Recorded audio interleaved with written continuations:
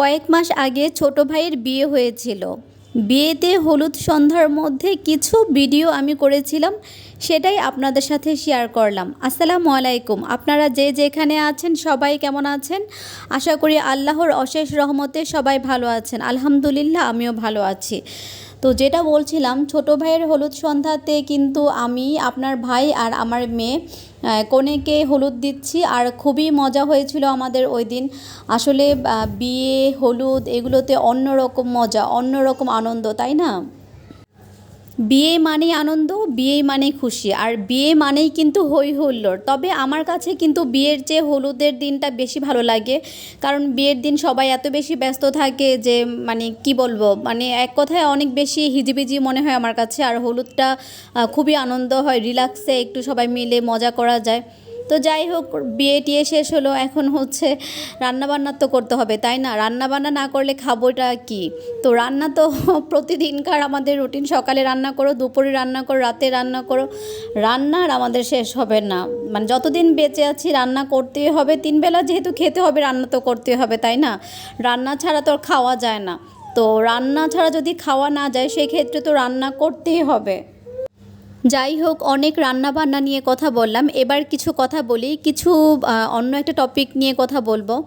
সেটা হচ্ছে যে আমাদের মধ্যে অনেকে কিন্তু আছে যারা নিজেদের দোষ অন্যজনের ওপর চাপাতে খুব বেশি পছন্দ করে।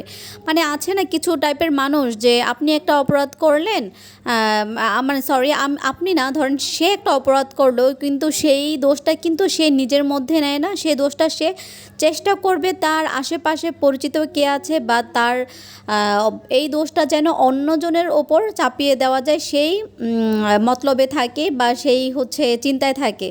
আর সেটা কিন্তু তারা করেও থাকে, খুব সাকসেসফুলি করে থাকে। তো এসব মানুষ কিন্তু খুবই ভয়ঙ্কর। আমার কাছে মনে হয় এসব মানুষ খুবই ভয়ঙ্কর, কারণ এসব মানুষের কাছ থেকে যতটা দূরে থাকা যায় ততটাই কিন্তু মঙ্গলজনক আমাদের সবার জন্য। কারণ এসব মানুষগুলো কি নিজের মানে সুবিধাবাদী, নিজের সুবিধা মতো চলে।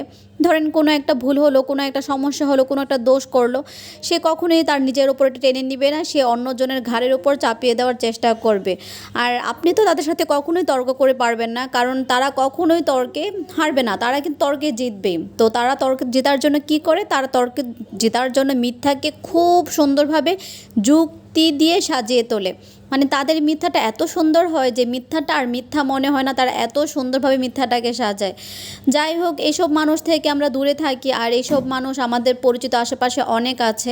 তো যে যেখানে আছেন সবাই ভালো থাকবেন, আর পরবর্তী ভিডিওগুলো দেখার জন্য আমন্ত্রণ রইল। আল্লাহ হাফেজ।